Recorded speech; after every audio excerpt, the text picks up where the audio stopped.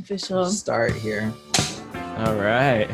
Good morning, everybody. Welcome to the Toolbox of Intimacy, how to create an intimacy for couples, how to create a deeply connected, intimate, and joyful marriage. I am Brittany Fentress. And I'm Simon Fentress. And today we have Kevin Anthony and Celine Remy. Welcome. Hello. Thanks everyone. for having us. Yeah, we're excited to be here. This is one of our favorite things to talk about. Sex. Oh, yes. For those who don't know, we are going to talk about sex today. And so if you do have little ones or ones that you don't want them to watch or listen, just take a couple of minutes right now and you can set them aside or watch a different time. But this is how you got made. Hopefully, I know, I'm just like. That is true. Very true. Well, the both of them, Kevin and Celine, they have a wonderful, wonderful podcast called The Love Lab. And it goes deep into so many channels about sex and issues and challenges. You have some 30-day challenges that are intense. And we were just going through them today a little bit more. So I was watching some of your videos, and I know that my wife is a little squeamish about some things. So it's just like she was eating her yogurt, and the guy was talking about ravishing and one-dimensional, and then he like rolled into anal play, and she's like, "Oh!" It wasn't really what I was expecting with my yogurt in the morning. Okay, so our challenge today is to get you to blush. That shall happen. It doesn't take much for me to get to blush. But before we start into the challenge of getting Brittany red, I would love for you guys to tell us a little bit more on how you came about creating the Love Lab, and also how you came, Celine, into teaching women and men about empowering them through sex, how to really help people heal through sex, to get better with sex, to connect through sex. Like, how did you get there? Yeah, Celine, how did you come into that? All right. Loud and clear.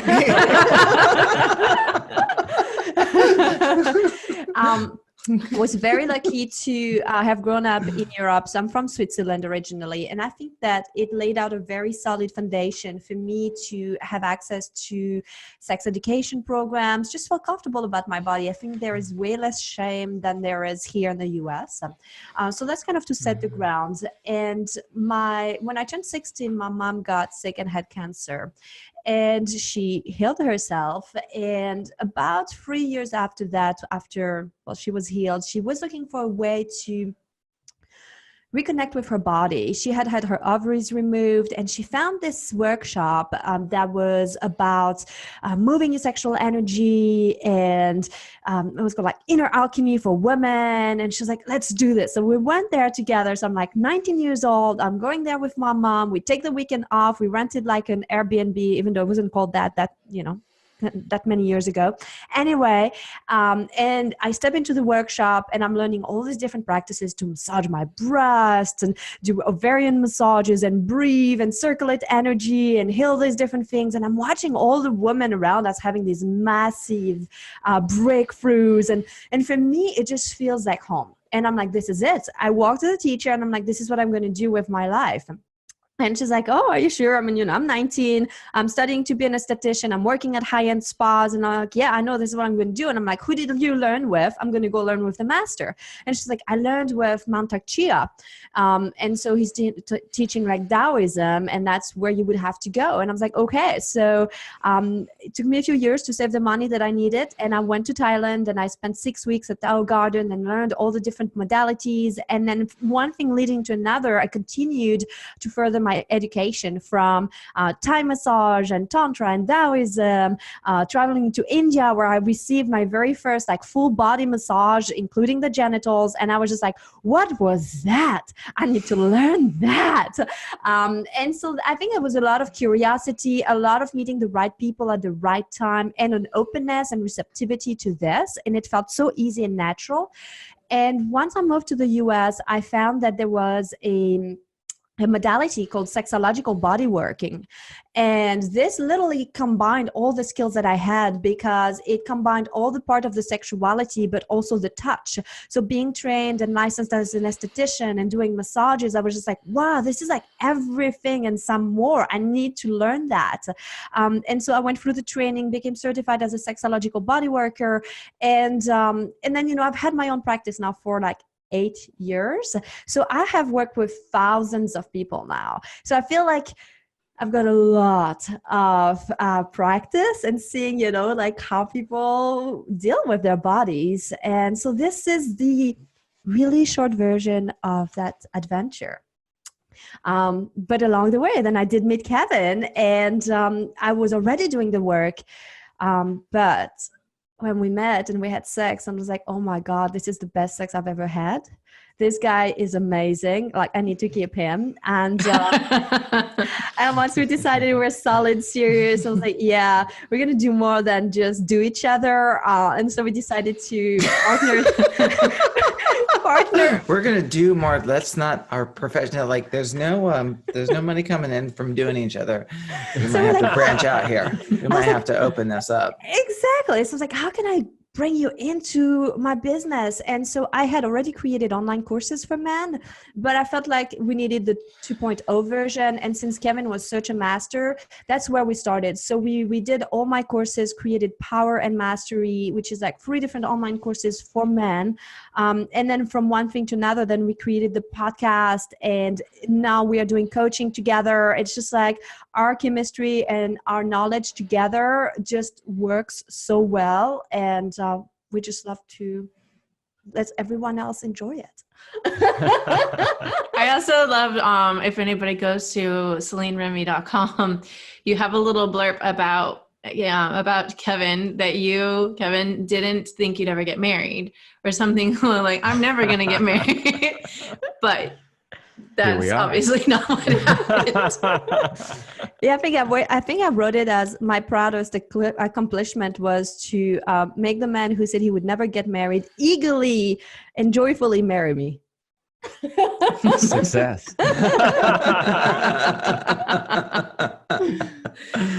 Well, so I guess we could just start within your own marriage. Like, we'll kind of start where we usually end. What are your guys' daily rituals that keep your marriage alive and really hooked you guys in together, before and now? Like, yeah, well, we've got quite a few daily rituals, and I think that's really a lot of what makes it so good on a regular basis. Like, a lot of people, they don't have these things, and maybe every once in a while it's Valentine's Day and they do a bunch of stuff. But it's been 6 months since they did anything else to really cultivate and nurture their relationship. So while it may bring a spark for a day or two, it doesn't really tend to last. And so one of the things that we like to do is keep those things. So I love how you phrased that question about daily rituals. So one of the things that we do is we have an appreciation game. And Celine likes to ask, and she asks me all the time, she's like, tell me 3 things that you appreciate about me. Just randomly. They could be anything. And most of the time, they're just things that happen during the day. Like, you know, maybe I appreciated the way that you went the extra mile to cook us a homemade lunch today. You know, like, it could be anything. But those little things every day, reminding each other of what we appreciate about each other, makes such a huge difference. So that's just one of our little daily things. We have a weekly date that has been going on since we started dating. And so it's still happening as we're married. And it's a commitment to showing up. It's Tuesday night where we have 2 rules where we have to do something together, which is not like watching a movie or videos on YouTube or anything like that. But it's like something together, and we have to be naked. So there's no pressure. Those are the 2 rules. I like you. You up-leveled the date night. Yes. Well, so here's the thing, right? Is if you make a date night and you say like date night is our one night a week to have sex, well, now you've just put pressure on the act of having sex, right? Now you're like, oh, maybe you had a bad day and you're really tired, or maybe you ate something that didn't agree with your stomach and you're bloated and you're like, oh God, the last thing I want is, you know, to have pressure on my stomach. You know, like there could be all kinds of reasons why setting it in stone might not work for you. But just simply saying, okay, we're going to do something together, which means we're going to be actively engaged with each other. So we're not going to just sit there like mindless, you know, people watching a movie. And not that a movie is bad on date night, but at some point during date night, you have to like, here we are together. Let's connect, you know? So that's the first part. And then the second part is we know that if we're naked together, it will most likely lead to sex. Even in the nights when we're like, there's no way we're having sex tonight. We are exhausted. It's not even a thought in our minds. About 15 or 20 minutes after being naked together and cuddling and touching each other, we're like, hey, want to have sex? And we I have a question. I have a question. Okay. So what was your background? Because we heard what your background was and like sexual training and stuff like. So I'm really curious because you were able to hook a sexological body worker. So, and she said it was awesome. So I'm just curious what your training or experience was. Awesome. Yeah, I'm happy to share that. I usually let her do her thing because she's much more officially credentialed than I am in this area. But you know, my path is actually very different from Celine's. So for me, I always loved sex. I always thought it was great. From the time I could even remember, like before, you know, as a you know young teenager, I'm like, oh, I can't wait to have sex. I got to figure out how do I get a woman to have sex with, you know. So because of that, I've always approached sex from the point of view of like, I want to make it the best it can be. And so what's interesting is when I was younger, I didn't think I was very good at sex. I've come to learn now that actually for a young man, that was considered good because now I know what all the other men out there are like because we work with so many of them. Like, damn, actually, I was pretty good back then, but I didn't think so. You know, I was like, no, I can do better. I can do better, you know? So I just wanted to learn what else can I do better. Now, as I got older, I got much more into things like Tantra and Taoist practices. Now, I didn't go study with Mantak Chia, but some of Mantak Chia's work is the stuff that really like kind of woke me up and went, you can do that? Really? That's possible? Oh, I got to try that. You know, things like separating orgasm from ejaculation. As soon as I heard that was a possibility, I'm like, oh, hell yeah. I'm going to figure out how to do that. One way or another, I'm going to figure out how to do that. And so I did that. I got very involved in a local Tantra community too. And there were tons of great teachers in that community, some that are pretty well known. And I didn't start going to the events necessarily because I wanted to learn from them. They actually just happened to be in my social circle. So they all became personal friends of mine. So I was like hanging out with these people who studied with all the masters from all over the world on a regular basis. I even ended up being lovers with a few of them. And so, you know, I learned a lot from all of those experiences. And at some point, I noticed that a lot of people started asking me a lot of questions. Like randomly, a friend would be over visiting my roommate and they'd be like, hey, can I ask you a question? And then they would just start asking me these like deep sex related questions about how to improve or help or fix their sex life. And I was like, yeah, sure, no problem. And we wind up like in an hour-long conversation. And this was happening over and over again. And finally, one of my friends just said, when are you going to teach this stuff? And I was like, I don't know. It wasn't really my plan. I never set out on this path to be a teacher. I just set out on this path to learn it so I could master it for myself, so I could make my own life, my own relationships better. But after hearing enough people prompt me, people telling me, you got to put this out there, you got to put a course together, you got to do coaching work, I said, okay, I'll think about it. Until I met Celine. And when we came together, it was just like, she had all this training. Kevin. Well, yeah, there's aside from the fireworks and the chemistry and the great sexual connection and all the compatibility things, like we really went, oh yeah, okay, with your background and my background, this needs to come together. Now, interestingly enough, we've seen a lot of couples come together and like they're teaching right away. Like, oh, we've been dating for 2 months. Let's go teach everybody how to have a great relationship. Like, you've been dating for 2 months. So even though we knew that eventually that was going to happen, that eventually our talents and skills were going to come together, we didn't do anything about it for several years. I let her do her work, and then she would come to me after her clients and say, okay, so here's what's going on. What do you think, would be best, or how would you approach this? Or what do you think from a guy's perspective, And I would just be kind of the outside consultant helping her do her thing. And I would take all the credit, of course.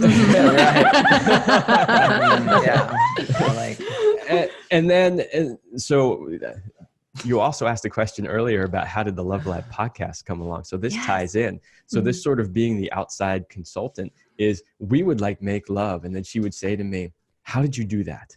How did you do that thing? She's like, I need to be able to teach this to my clients. And I'd be like, I never really thought about the mechanics of it. So then we started reverse engineering what we were experiencing in our own sex life. And one day we're laying in our bed, and I said, this is our lab. This is the Love Lab. And we were like, oh, there it is. Oh, there it is. Sorry, that song just popped in. So that's how the Love Lab was born. We were like, we're going to take the results of what we learn in our own lab together, which is basically our own relationship. And we're going to share that with the world. I love that, because it's even part of it's also ties in the ritual. Like, you're doing this, a ritual. Sex is a ceremony. It's a ritual that between two people, and you're engineering it, like reverse engineering, and giving it back to everybody the else. Original consultant. That's right. I love it. So to finish off, you had so you have the date night, you have being naked. And that's a big thing. And I think that's amazing that I'm like, yeah, you can have a date night where you go out, or you can have 2 date nights, but one of them you have to be naked. I love how you made that rule one of them. Is it really what's important to you? Like, what's important to you, and how do you make that the goal? Yeah. And that's exactly it, is that if you want your relationship to thrive, you have to make it important, right? Yeah, your job is important. If you have kids, your kids are important. Like, there's a lot of things that are important in life, but what tends to happen is people put the relationship on the back burner because the bills are more important, and the job is more important, and the kids are more important. But you got to elevate your relationship at least to the same level of importance as those other things in life if you really want it to thrive and survive.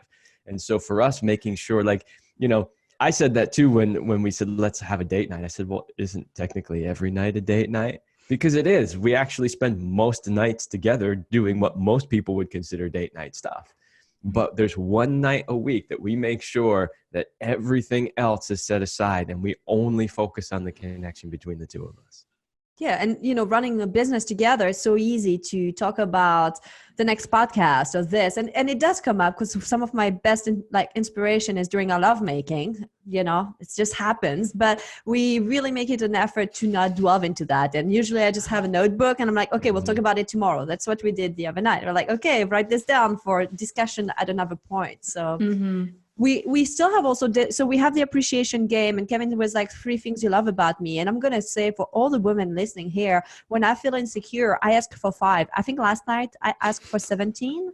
Yeah, you did. Yeah. That is a really, it's a mind shifting. You're shifting your mindset, like saying, like, I needed that this morning. Like I'm feeling really insecure with who I am. I'm really angry with who I am. I start to see my mind go into a way, I spiral in a way that I know is not healthy for me. And I struggle pulling myself back into a positive mindset, positive mantras, when I just want to scream and throw something out the window. But asking for help in that way, can you please fill me with appreciation? It's brilliant. I'm just really putting it out there. It's brilliant, people. I mean, and I'm like, take this, because most people will focus on the negative. It's so easy to dwell on what's not right. But when you start to focus on what's positive, the thing is too, it increases your love for each other. And so you start to see so much more things that you appreciate, and it has a snowball effect. Like it has a life of its own, and then it's like you can't help it but just really appreciate the other person more, and it fills up your heart and you're just turned on. Absolutely. I would love to also address probably a big elephant in the room when we talk about women asking for appreciation. I know there's a lot of women that will listen to this and go, but I don't want to have to ask for it. Right? I want him to just do it. Right? But here's the thing. I would say two things about that. The first one is, if you want a certain result, then you got to take action to achieve that result. So sitting there and just waiting, I'm just going to wait until he does it. Right? That's probably not going to get the result that you want. He better be romantic, right? now. So first, take some action and don't be afraid to ask for what you want. And then the second thing is that the more you do that, the more you get him used to being able to share those things, the more he's going to start volunteering them and sharing them on his own. There's so many levels to that, because I think that it's very vulnerable to ask for what you want. It's really and also like there's a level of maturity to be able to hear no and let your partner know that no can be an acceptable thing, and then you're still going to be like holding a field of love. There's a lot of levels to that, like where things can be pretty explosive. If somebody ventures out and says, this is what I really want, like that's a lot of courage. Absolutely. But you know what I'll say too, and this is from a guy's point of view, and I know it's a little bit different from a woman's point of view, but like as a guy, we're like problem solvers, right? Like we like steps, we like to know action plans. And so for me, when a woman tells me what she wants, I'm like, boom, done. I don't have to be a mind reader. I don't have to try to figure out all the complexities that are happening in this situation, right? You just told me what you want. That's like 90% of solving the problem is knowing what to do. Because the doing it part, that's easy, right? Right, so I love it. If she comes and says to me, hey, this is exactly what I want, this is exactly what I'm needing in any given moment, I'm like, done. You got it. Now, how can we transfer that to the bedroom so we can help people? What I want to give to people today is like how to create your sex life. How can it get better throughout time, instead of, oh, we've been together for 5 to 10 years and it dwindling and going from every day or every hour to every day to once a week to once a month to once a year, which has happened to me in a relationship of mine. So it can happen at any age in your life. Absolutely. All right. Can I go? Absolutely. All right.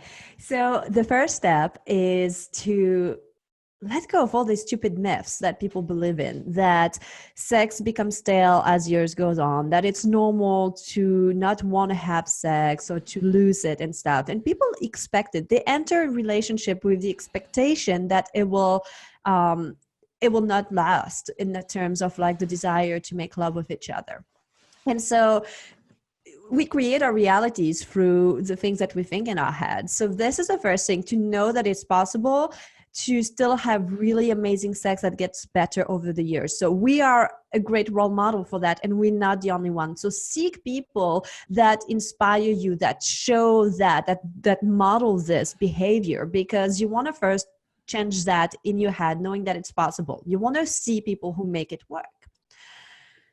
Second of all, you want to give energy to the relationship, right? Like Kevin was saying earlier, the sex life is not going to just magically stay juicy without any watering. It's like a plant, right? You need a little pruning, you need a little watering, like you need some fertilizer sometimes, and that's really essential. The relationship that you have at the beginning is never going to be the same that it is down the road. And there is we call this a hormonal shower. If there is some kind of addiction, there's hormones happening in your body when you fall in love. And what we call falling in love is really just an addiction to our dopamine and all these different things happening in the body. And so enjoy it for what it is. You're just an addict. You're high right there. And know that later you'll start to settle and get used to these levels. But you need to be able to go deeper into that it's okay. Like you don't need to have that rush to have sex. So then sex cannot always be something that's like has to look a certain way. You need to be able to be very flexible in how does sex look like today? How does our sexual expression wants to be expressed today? And just because yesterday she wanted to be pounded and she wanted like super like long sex, today she might want something super gentle, or today she might want no penetration but 69ing, like whatever that is, right? Like Maybe it's anal. maybe it's anal, right? I want to see if I can get her to blush. It was specifically a man being penetrated, I think, was what made me blush. I was like, oh, okay. Or, Well, so just being willing to stay with what is. Most people are like, it should always stay like this. If we had this type of sex, then it needs to always be like this. And you limit yourself when you put yourself in that box. So if you are willing to be curious about how this is going to show up and explore in the bedroom, this is how really things happen. You also need to be very good at communication. Because you have to be able, and we do that all the time. Like, even though we have great sex, we still have times where we had sex only once a week or twice that week. And for us, it's very little. And we go like, wow, this was bad. And we acknowledge that elephant in the room. We don't pretend that we're better than that. We go like, wow, we've been really stressed. Like, it sucked. We only had sex on date night and that's all. Like, we're going to do better. So we course correct constantly. It's like, it's not that you reach a level of perfection and nothing needs to be readjusted. You constantly have to play with life that happens. And so we communicate. Yeah. And you have to be safe in your relationship to be able to communicate that. Because what tends to happen in a lot of relationships is the guy's like, man, I'm not getting enough sex. And the woman's like, I'm exhausted. I'm taking care of 3 kids. Like, the last thing on my mind is sex. So then he comes to her and he says, this is not working for me. We're not having enough sex. Like, you need to step up your game. And then instantly it's like, oh, that's not cool, right? So the idea is, how do you communicate that? And then is the relationship container capable of supporting that kind of a conversation? So for us, in our relationship, the rule basically is we can talk about anything. There's literally nothing that's off limits. So I know that, and this has happened once or twice in our relationship. If we go through a period where we're working a lot and we're not having a lot of sex, I know that I can go to her and I can say, hey, usually we connect sexually a lot more than we have been lately. And I know we've both been working and really stressed, but I would love to see us, make more of a priority to reconnect like that again. And I know that I can say that. And she's not going to instantly get triggered. She's not going to get mad at me. She's not going to say, you always want sex and blah, I know that it's safe in the relationship as a guy to say that to her. And obviously the other way around too, right? She needs to feel safe that she can communicate anything that's happening in the relationship too. From the woman's point of view, it's usually something like the type of sex that she's getting isn't really what she wants. That's probably a more vulnerable thing for her to share. But whatever it is, she has to feel safe to be able to bring that in. And then like Celine said, you course correct. You have a mature discussion about, okay, what is happening in our relationship right now? And how can we course correct it? And what's going to work for both of us? Yeah, there was, we had a very similar conversation, and it really got into my vulnerability of, I'm not taking care of myself right now because we were so busy with this launch and the summit and there was the Thanksgiving, and I needed more self-care. Like, I need to work out. I need to do my meditations. Like, I have completely forgotten about me and I put myself to the side. And when I do that, it immediately affects my sexual connection, like the desire, because I'm not filling up my love tank, like my tank, in order to give to him. And it so easily gets spun off. And I know I'm not the only woman or mom out there that does that. Oh yeah. But it's course correcting. Yeah. But you got to take care of yourself first. But I also think that we need to reframe around sexuality, not to make it so goal oriented, because for most of us women, we're thinking, if we're going to start having sex and let's say I'm complete after 20 minutes, I still have to make sure he comes, or there's this or that happens, and it's draining. We have something where we stop when we feel complete. It could be 20 minutes, it could be 10 minutes, it could be 45 minutes. Basically, we pretty much stop when I feel complete, to be truly honest.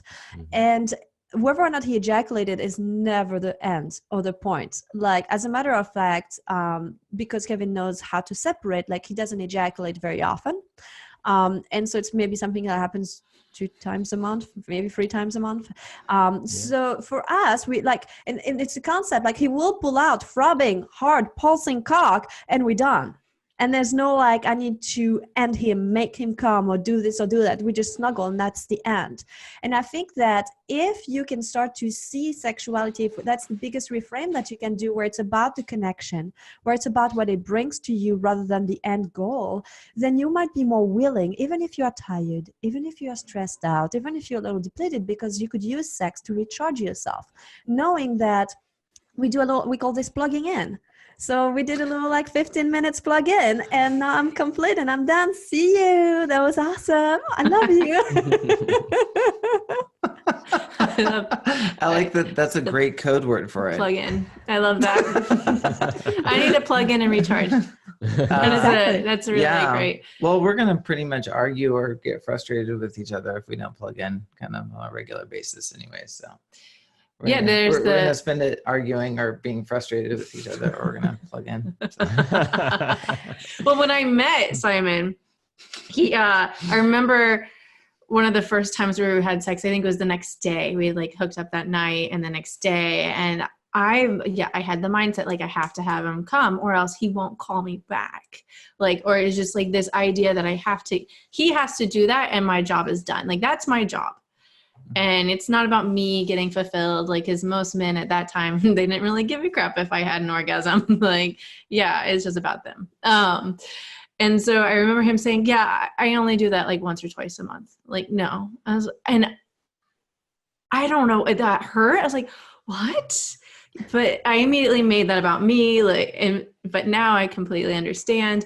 Once he took the pressure of what I thought my job was off the table, it opened up a door and an experience that I did not know it even existed.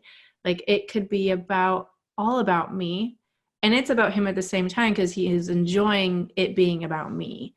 Because like every noise, every sound I made fulfills him. So there's like, for people out there that this is like a new concept, it's amazing. And I have been transformed by this, men not ejaculating every single time. That we need to give you a little credit, because the reason you felt it was your job was probably because of all the relationships you had when you were in your late teens, early 20s, depending on when you started having sex. Because this is something that guys would say all the time. Well, you got me started, now you got to make me come, right? And guys are so goal-oriented on that, especially when they're younger, that they literally believe that you got started, so now you got to go to the end. And one of the most liberating things you can do is drop that.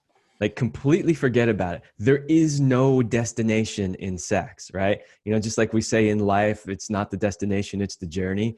Sex is the exact same thing. When you can drop the destination of she has to have an orgasm, or he has to ejaculate, whatever it is, then you can really enjoy the journey of sex. And if you've learned how to separate your ejaculation from your orgasm as a man, and learn to ride her multiple waves, they could be multiple orgasms, they could just be multiple ups and downs of like, you know, really intense energy followed by, you know, some less intense energy, then you open up to that experience that you were just describing. That's like, okay, so I have a question. I have a question for that. So obviously there's a lot of validation for a woman to have a man climax and sort of attach that to her ability to please her man. So I think there's a validation part, and I haven't heard anybody really deconstruct how you can go from that place to the place that you're talking about. To feel worthy. It's like a worthy validation. Yeah. So I always say that you don't attach your self-worth to your ability to make him come. It has nothing to do with you, really. And I think the way that you detach from it is, number one, by loving yourself fully. And number two, by believing it in terms of like, okay, if you're feeling insecure, find ways for him to reassure you, not through the ejaculation, but like the appreciation game, right? That's another way to put that in. So find ways to bring your I'm not good enough voice like really down in whatever ways that it looks. And then once you're able to separate that as a woman, because we're thinking, oh, I'm so good, I made him come. Like I remember being younger, I was like, I could make a man come in 2 minutes with a blowjob, and I would time it, and I would be so proud of that. And realistically, once you understand that when you do that, you're robbing yourself of the experience of like great pleasure that could be cultivated, it's actually doing you both a disservice. Once you understand that you can reach higher levels of pleasure and bliss and other realms beyond just that physical, because you're staying into this heightened state of pleasure for a sustained period of time, then that's what you're going to seek. That's what you're going to want. Once I call those really short things like genital sneezes. So yes, you can go for the first clit orgasm, right? Or that genital sneeze, that quick ejaculation. But once you understand that you could have a 5-meal gourmet meal, like why would you go for that little genital sneeze, right? So that's how you change that. You change how you think, you change and reset your expectations. And then you start to focus on the expansion of the pleasure and the bliss, and that the longer you can stay into this heightened state of pleasure, there is a reset that happens in the body. There is a healing. This is where sexual healing happens, but it doesn't happen without at least 20 minutes to 40 minutes of penetration. You can't reach those levels without at least that amount of time. Episode first, you know? I think I've had healing. I've had that healing happen where just crying. It's just like energy medicine. Sometimes there's an amazing moment when we're having sex and I just start bawling. And he just takes a moment. And I realize from many people listening or watching that we are not the norm, but we want you to be in our club so badly. But that it was so when I'm able to cry or let out the emotions, or maybe it's anger and I just let it out and be, and he recognizes, I'm going to give you some space. I'm just going to we're not going to stop completely. We're just going to stop a little bit. I'm going to allow for that to happen. And then usually we could go so much farther and so much longer. And then the love really upgrades. So when you're saying it heals, it does heal. You can heal each other. Can I share a little bit about the Sure. So we had a period of a lot of bondage play with us in the very beginning, and so this is Brittany's birthday the other night, and so it kind of had dwindled or kind of hit a wall, and then we went to a shibari session, which is a Japanese rope tying for people that don't know, and we were doing a session at home later that evening. And Brittany just started to cry, and and the thing is that when you get into these deeper expanded states, the deeper things that have really wounded a person are going to come out. They're going to come out in this really maybe big way, and it's not going to necessarily be this destination if you haven't been in this place before, that you're some egoic, I'm so awesome, we had great sex. It's going to go into these places of real vulnerability. And I remember you were at a place where I just kind of want to brush it off and just get back into the mojo part of it. And it was challenging in that way. But I knew that it was my birthday. I was I don't want to cry anymore on my birthday. I knew that it was time to stop, It's just it wasn't, I could feel that the energy had. Yeah. And here's the thing for guys when that happens. Don't think it's about you. I can almost guarantee you that whatever tears are coming in that moment have absolutely nothing to do with you.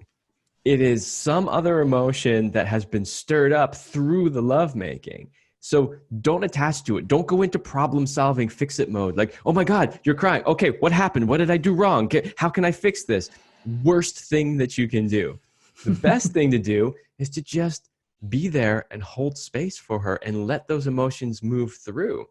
Now, sometimes those emotions are like, the woman might be feeling that she's never had such a deep, loving sexual connection before, and it brings her to tears.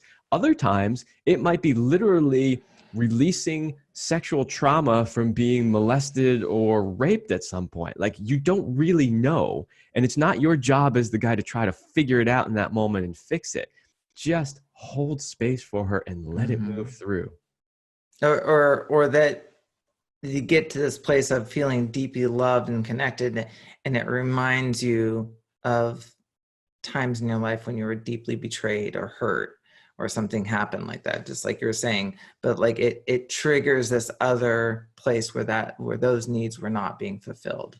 Yeah, one of Celine's favorite sayings is that the issues get stuck in the tissues, right? And that can literally happen inside the vagina. Like, if there's trauma there, it can be held there, and it can also be released there through lovemaking. Mm-hmm. I love the fact, I think I learned 2 years ago, Celine, this might be wrong, but is it 800 nerve endings in the labia? There's a massive amount of The clitoris. the clitoris area, like the amount of nerve endings that we have. I think it's like between 4,000 to 6,000. I think it was 800 seemed low. I'm like, maybe it was a lot higher. It's in but the thousands, if I'm the thousands, Yeah. just blew me in my mind. It's like, wow, that's a lot.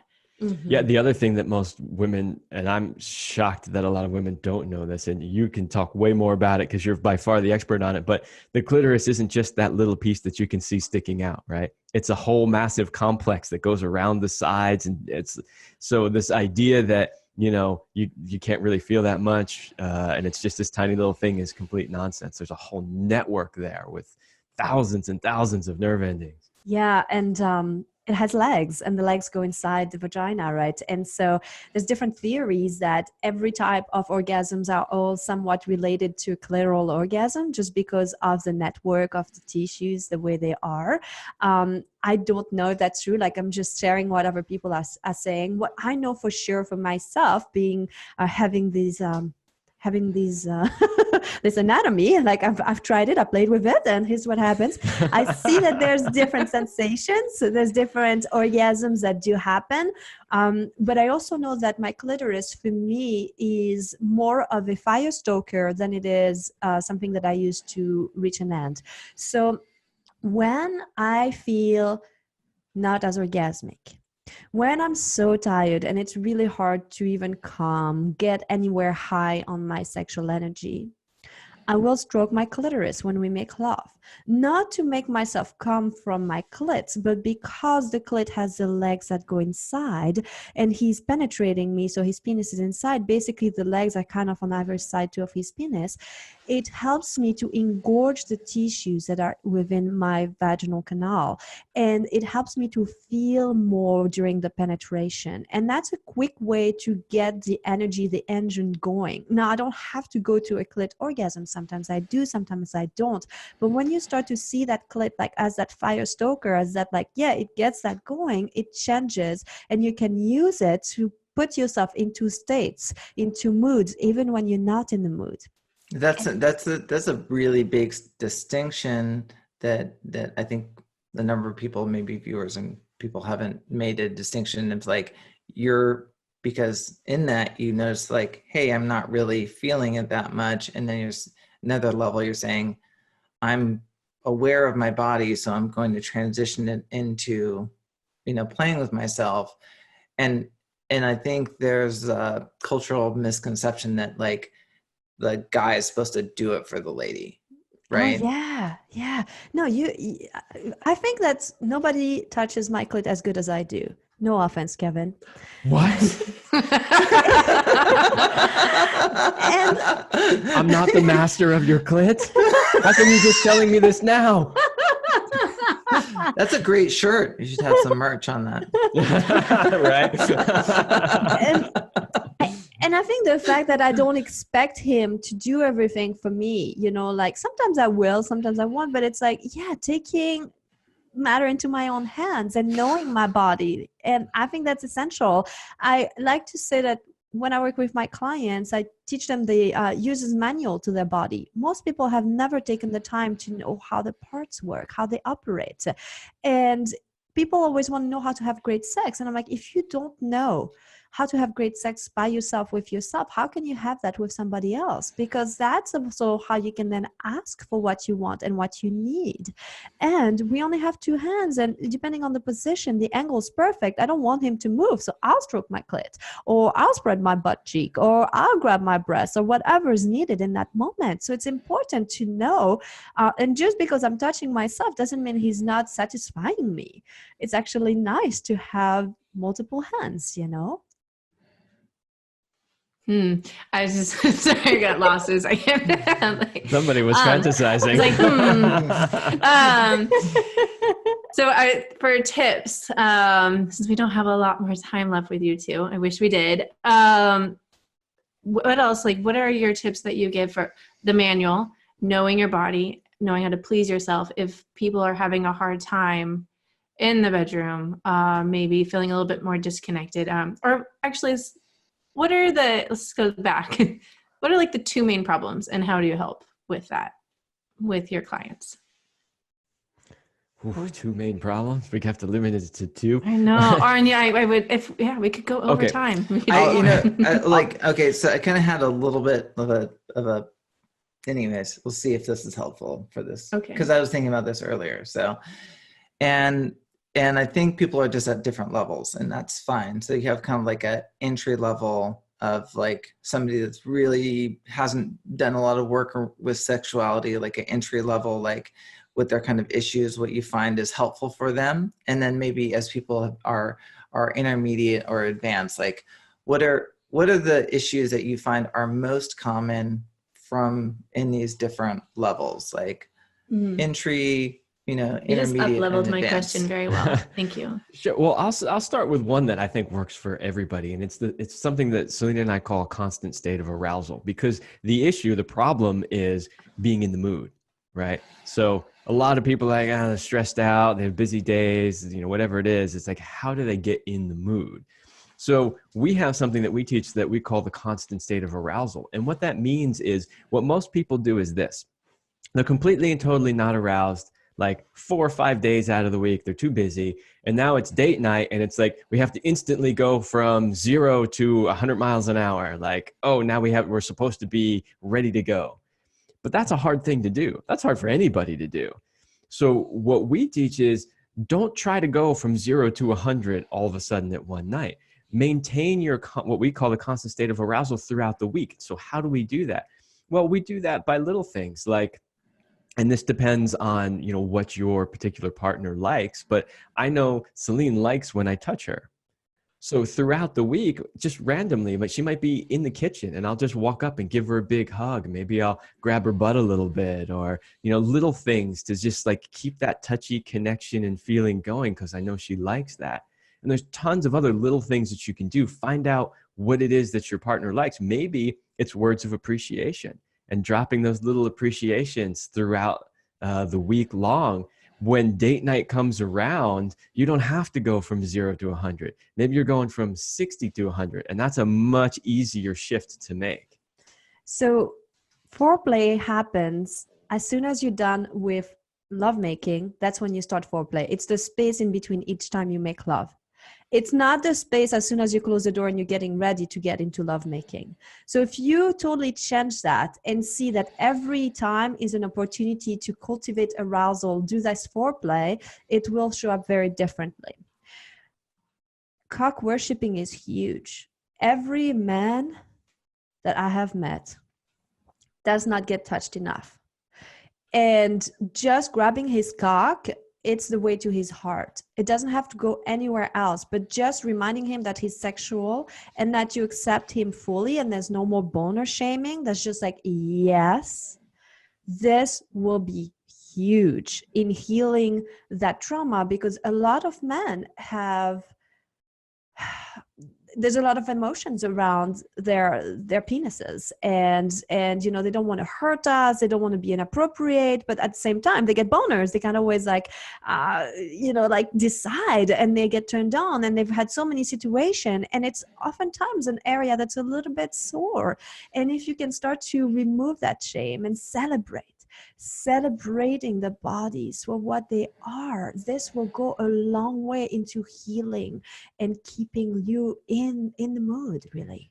Yeah, and I would add to that, since you brought up that the way to a man's heart is through his cock, we need to make sure that everybody knows also that the way to a woman's pussy is actually the opposite way around. It's through her heart, right? So if you're the guy, don't think, oh, well, Celine said she should just grab my cock, so I should just grab her pussy. No, actually, that's the last place you should go. Start by massaging her shoulders. Or, giving her gentle kisses, stimulate her heart, and then you'll get into the lower regions. Very true. And I think I don't know if there's really a beginner, intermediate, and advanced level when it comes to sexuality. I think there's more a constant growth, because in life you're either growing or dying. So either realize that you're not putting attention and it's stalling and it's dying, or that it's growing. And I think that we always tend to want to have new things, more, because we need more outside stimulation to make us feel something. But being okay with good old things, that finding the novelty in the old things, that's really what makes it a difference. And so when you are in an established relationship, do some new things together, creative things like go to an art class or go horseback riding or try new restaurants, things like this as novelty. But you don't have to read the Kama Sutra or try 100 new sex positions. Maybe you just have to find the new in the good old missionary. And maybe it's the way the eyes of your partner are right now. Maybe it's like, I don't know, whatever it is, but find that novelty and that newness in the moment. And I don't think we ever reach a point where we're like, oh, we are expert or advanced in our sexuality. I think advanced means simply that you can get back more quickly on track when you fell off track. I really love the idea of the moment you are finished having sex, that's when foreplay begins. Yeah. Because it's like, if you can plant that seed, that's going to happen again. The seed when you're feeling in bliss, like you're feeling in bliss, and then you can plant the seed, that's happening again. And then you're building anticipation to that bliss. That's like, it creates this beautiful cycle of like, yeah, we just did that, but I know, like, okay, we're going to get that back to that in a minute. And the minute by me, maybe be 24 hours worth of minutes. But I love that seed, that it's like creating that mindset of possibilities. Yeah, and be okay with wherever you are in your level of sexuality, because we were kind of talking like beginner, intermediate, advanced. It doesn't really matter where you fall on there. Just take action, do something, and continue to grow. So for some people, it might be really simple. Like, I massaged her shoulders and we had sex once this week. Awesome. That's great. You're doing a great job there. For other people, it might be, we had sex 10 times, or we went to the BDSM club, or we went to a sex party. Like, okay, that's awesome if that's your level too. It doesn't really matter where you're at, as long as you're taking active steps to nurture the relationship and making a commitment to connecting in all ways, verbally, through communication, emotionally, sexually. That's what's really going to matter. I think even connect it instead of taking, I know Simon loves hierarchy and steps, and like, so it's like, what step are we in? It's like that's how my husband thinks. And I think of it as a journey. Like we stay in the step you're in, stay in the journey that you're in. Like the problem when you were saying, don't compare, there's no shoulds, like not comparing where you are in your journey. Like, yeah, maybe like us, we tried the tying up, but we took a few steps back. We went back to like the missionary, and the missionary started feeling different, and it felt really good. And then we walked a little forward, and we went back into something that we had started a long time ago. But there's this journey that we each take, and there's no end goal, like you said. There's no, yeah, we're here, we're done, we're the best. it's just like life. Like you go back and you go forward and you go sideways, and there's just to people listening, there's not, like you said, this should. It's what you're doing. It's like, how do you feel together? How do you feel? Really? Are you happy? Like, how does your heart feel? Plus, how does your genitals feel? You mentioned the growing or dying, and so you can kind of feel that. I'm curious. Time. Oh, okay. Well, I have One last question. Make it juicy. Make it very juicy. No pressure here.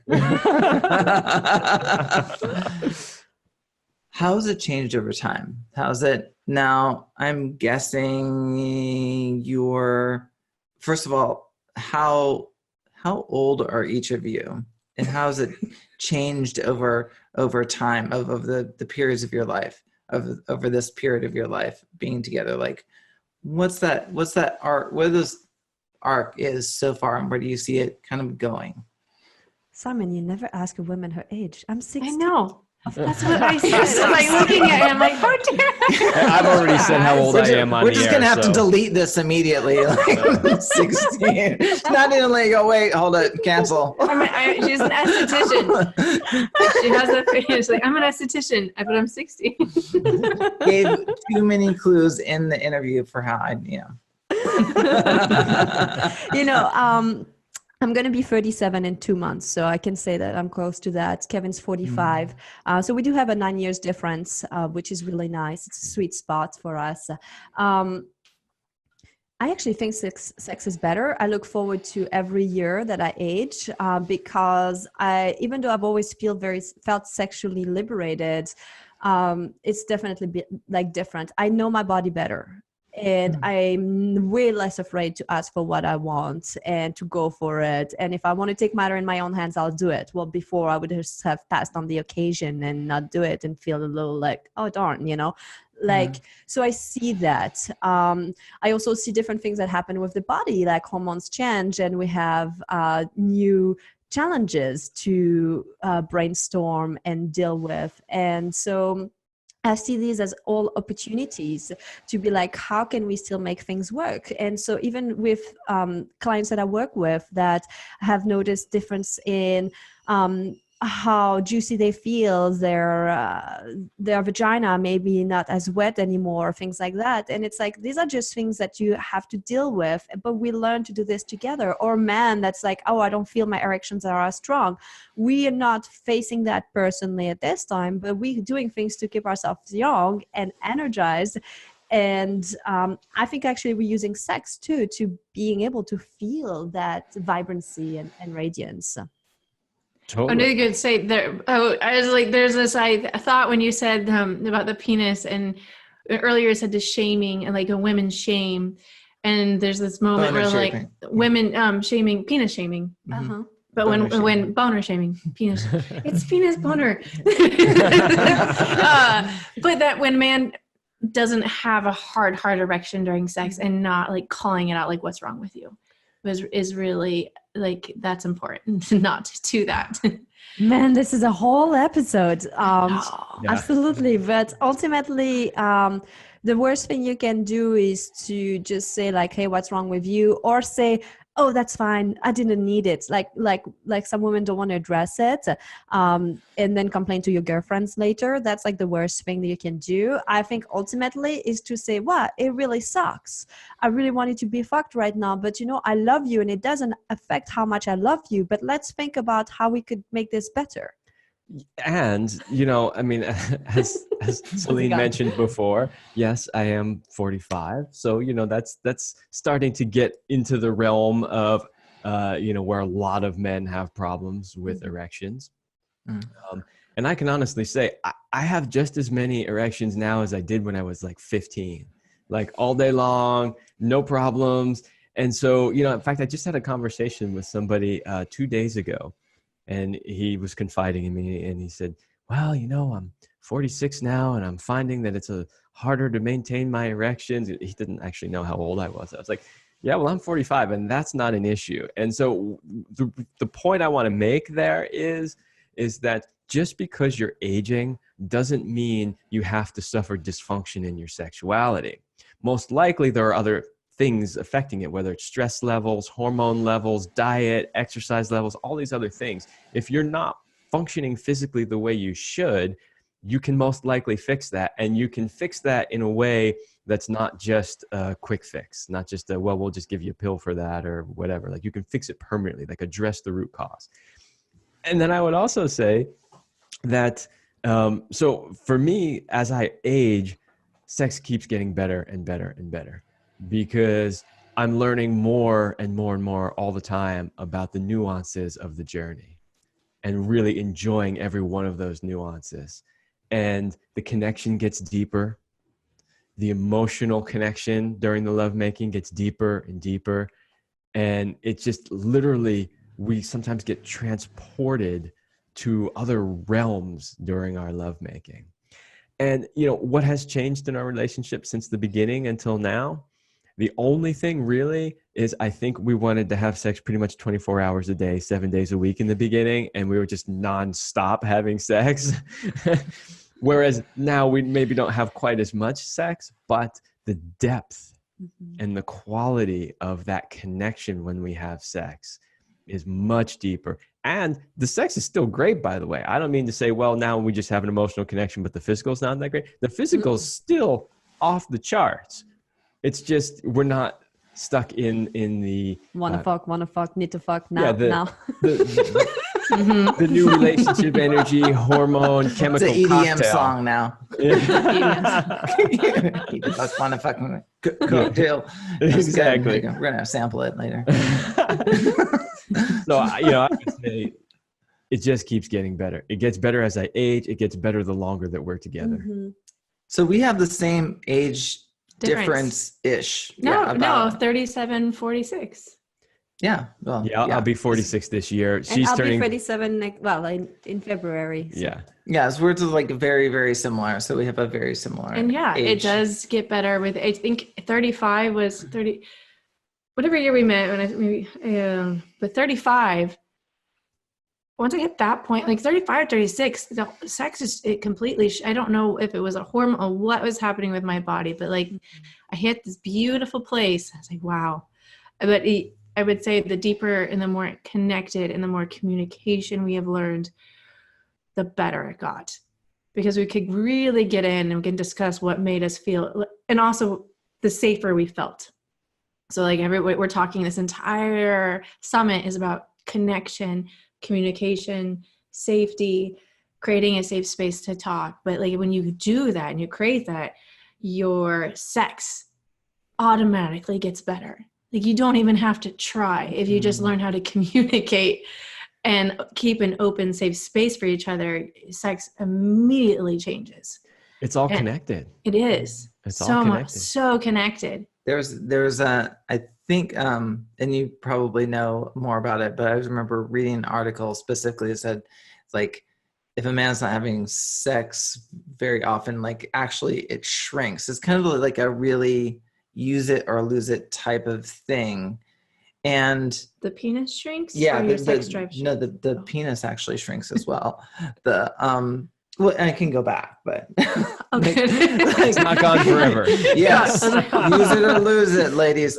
But it is one of those situations where you have continued to cultivate that. And so when you were talking about the situation where the man was coming to you and he's saying it's not happening, or like, you know, I think that element, because you're engaged with it all the time, it is present, right? It's like if you're a runner and you stop running and like you're and then you're going up a flight of stairs and you're winded, is because you're not doing that activity.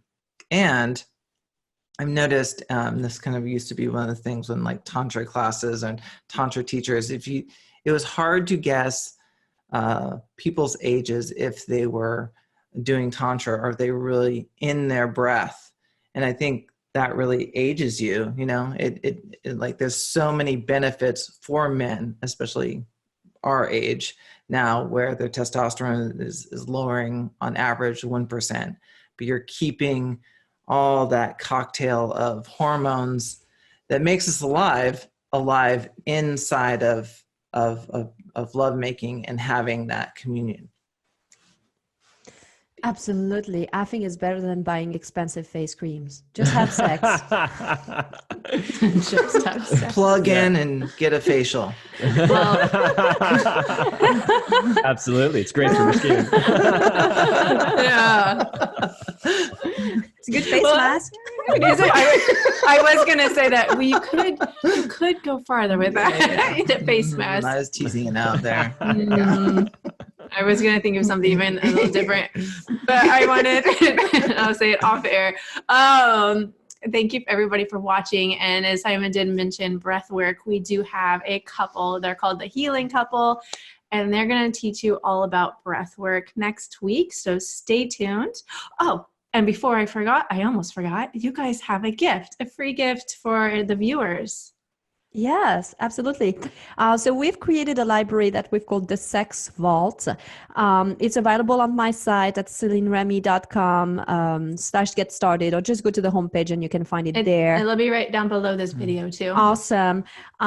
What's really cool is that it's both for men, women, single, couple, and it's everything we've ever created, things that I've done myself and things I've done with Kevin. So ebooks, videos, so many things. I think there's like 30 different things. So there will be something for you in there, whether you're facing a sexual issue, challenge, want to have harder erections, last longer, up your skills, or you want to feel more sexually confident as a woman, find your erotic power, all of that. There is something in the Sex Vault for you. Access to a free library of information. Yeah, that's a big give. So thank you for your generosity to not just our viewers, but for everybody. Really, it's a beautiful gift. So thank you for coming. Thank you so much. I keep saying coming. Thank you for coming today. And I hope everybody comes later. So Keep on coming. keep on coming.